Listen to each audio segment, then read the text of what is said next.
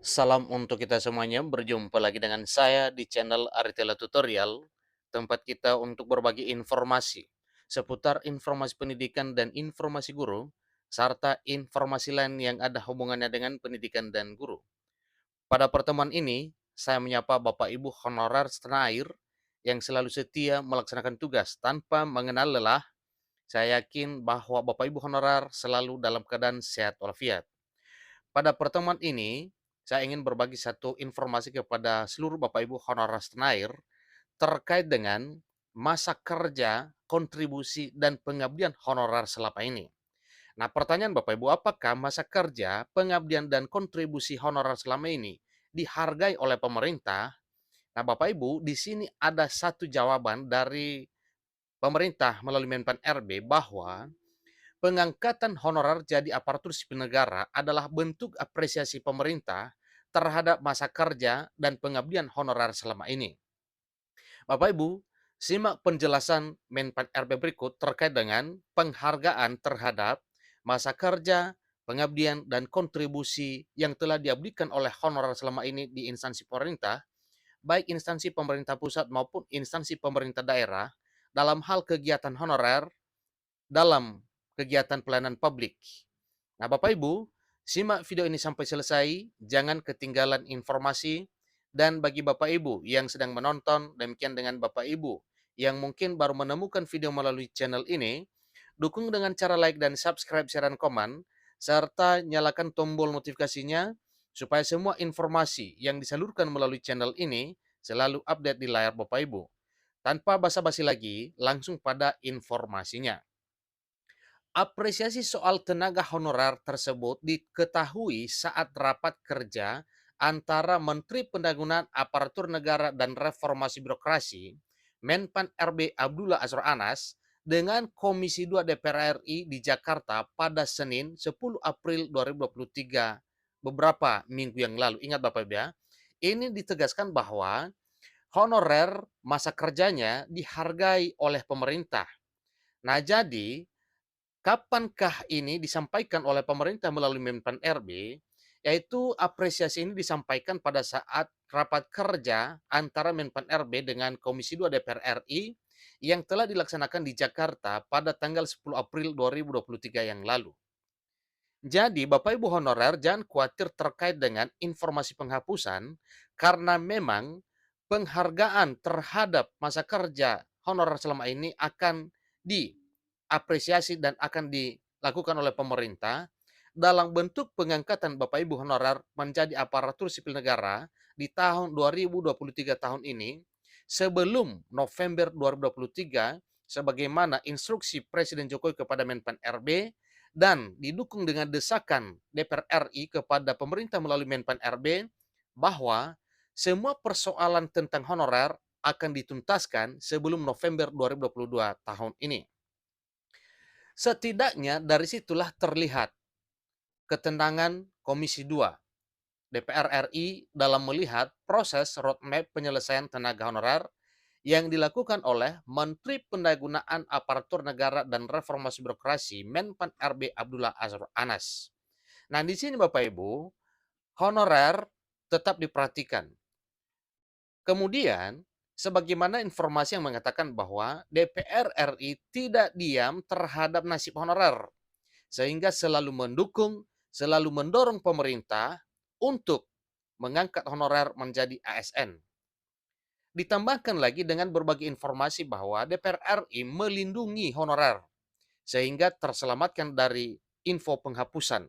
Jadi selamat buat Bapak Ibu honorer ya, kiranya di tahun 2023 tahun ini bisa diangkat menjadi ASN. Bahkan Yanuar dalam kesempatannya juga menyampaikan harapan semoga adanya kabar baik terkait penyelesaian tenaga honorer dan tidak memberikan kekecewaan bagi stakeholder non-aparatur sipil negara. Jadi cukup luar biasa Bapak Ibu ya, dukungan DPR RI terhadap nasib honorer ini sehingga didorong atau mendorong pemerintah melalui Menpan RB supaya honorer ini bisa diangkat menjadi ASN. Seperti apa tindak lanjut penyelesaian tenaga honorer dalam pertemuan yang digelar antara Komisi 2 DPR RI dengan Kementerian Pan RB tersebut? Apakah diangkat menjadi PNS? Simak penjelasan berikut. Menteri Anas menyampaikan perlunya kesepemahaman bersama terkait prinsip dasar yang harus disepakati dalam penyelesaian tenaga honorer sehingga menghasilkan solusi yang adil bagi semua pihak. Artinya, di sini Bapak Ibu, sesuai dengan instruksi Presiden Jokowi kepada Menpan RB, yaitu untuk mencari jalan tengah terbaik bagi tenaga honorer. Dirinya mengatakan, ingat Bapak Ibu ya, Menpan RB mengatakan bahwa dalam penyelesaian tenaga honorer akan mempertajam skema kebijakan penyelesaian tenaga honorer non-ASN usai mendapat arahan dari Presiden Jokowi dan hasil rapat dengan DPR RI. Ada beberapa masukan dari DPR terkait dengan penanganan tenaga non-ASN, yakni menghindari PHK massal, menghindari pembengkakan anggaran, tidak mengurangi pendapatan yang diterima tenaga non-ASN selama ini, serta sesuai dengan regulasi yang ada. Dalam hal pemerintah sangat serius untuk melakukan penataan SDM di lingkungan pemerintahan. Terlebih, tenaga honorer memiliki kontribusi yang signifikan dalam hal pelayanan publik. Nah, ini bentuk pengakuannya Bapak Ibu bahwa memang benar-benar keadaan Bapak Ibu honorer selama ini sangat signifikan dalam hal kegiatan pelayanan publik. Sejak tahun 2022, proses pendataan non-ASN yang sudah terekam sebanyak 2,3 juta honorer dari 595 instansi yang telah berhasil mengunggah surat pernyataan tanggung jawab mutlak atau SPTJM.